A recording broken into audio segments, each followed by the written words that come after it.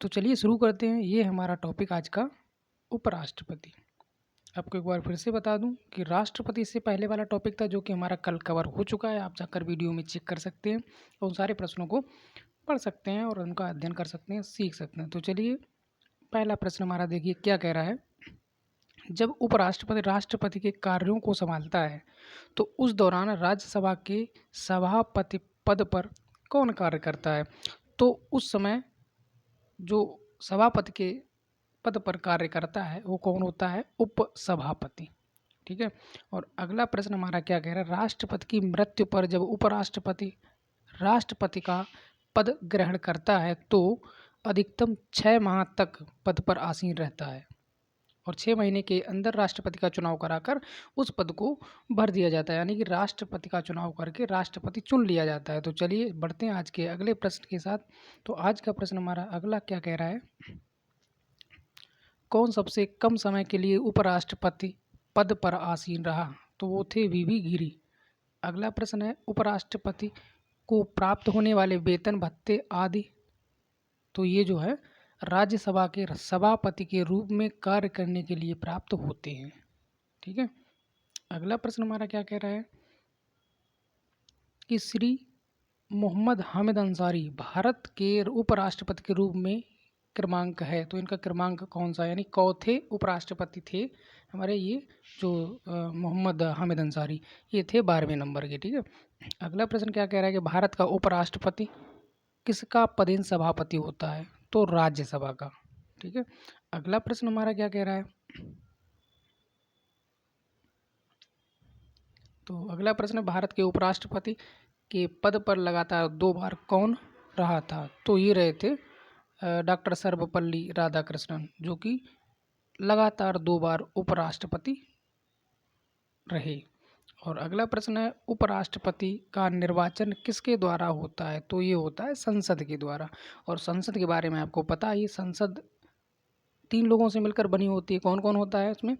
देखिए, एक तो होता है आपका राष्ट्रपति, दूसरा राज्यसभा और तीसरा लोकसभा। तो इन तीनों से मिलकर बनती है संसद और उस संसद के द्वारा होता है उपराष्ट्रपति का निर्वाचन। ठीक है। चलिए बढ़ते हैं आज के अगले प्रश्न की ओर। और अगला प्रश्न क्या कह रहा है।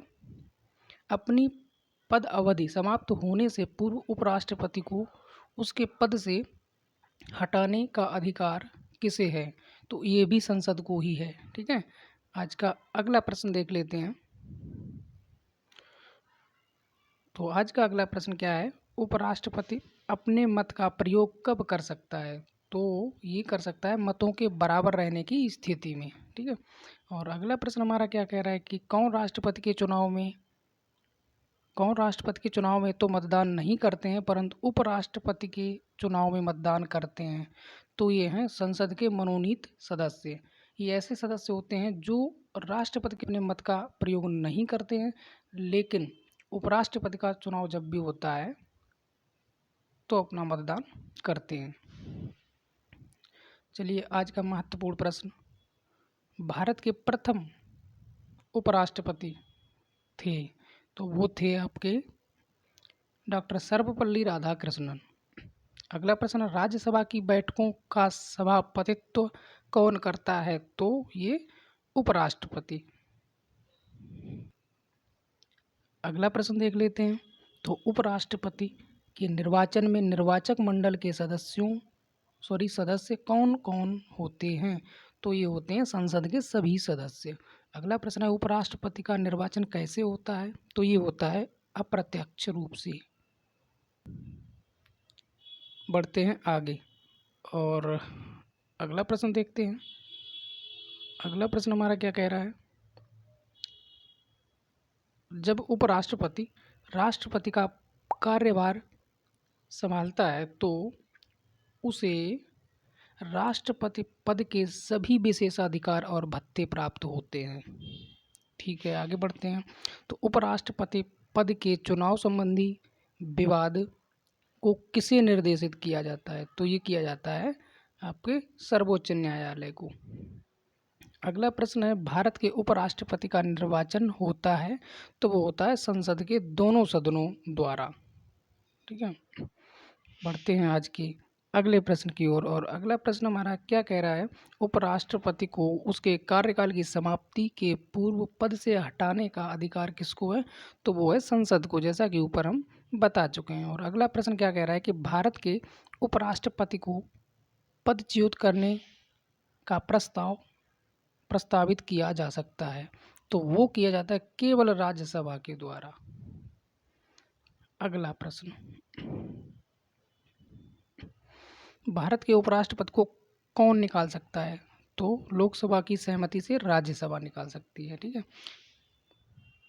अगला प्रश्न हमारा क्या कह रहा है कि उपराष्ट्रपति के कार्यकाल की अवधि कितने वर्ष की होती है, तो वो होती है 5 वर्ष की। और अगला प्रश्न है, उपराष्ट्रपति को पद की गोपनीयता की शपथ कौन दिलाता है, तो वो दिलाते हैं राष्ट्रपति।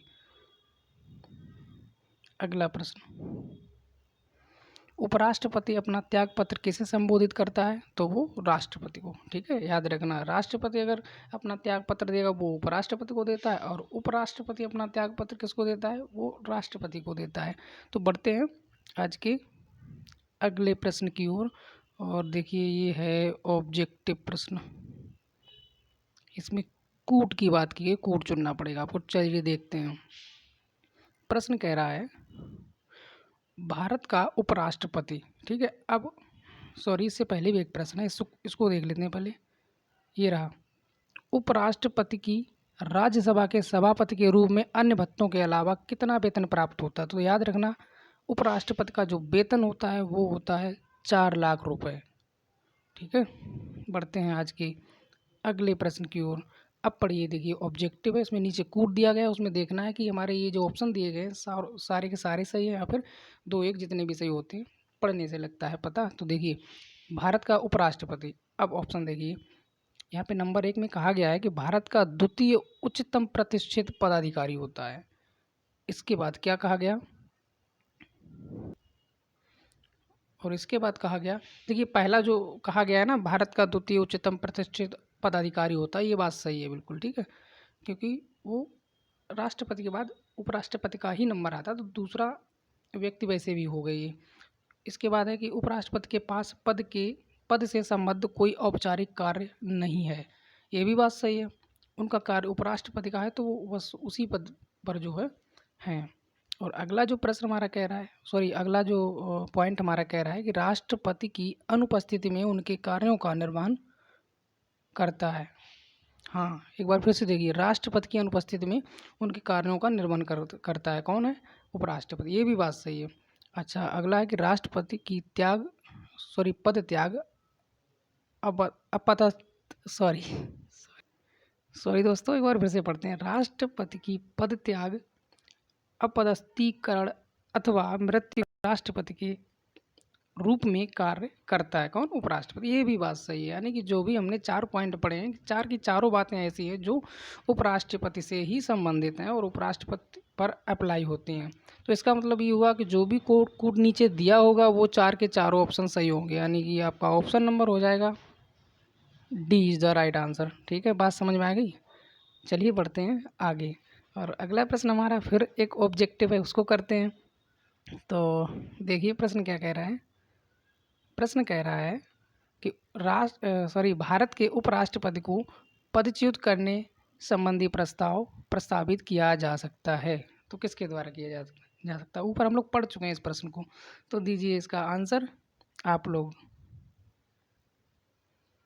तो क्या होगा इसका आंसर, तो इसका आंसर होगा आपका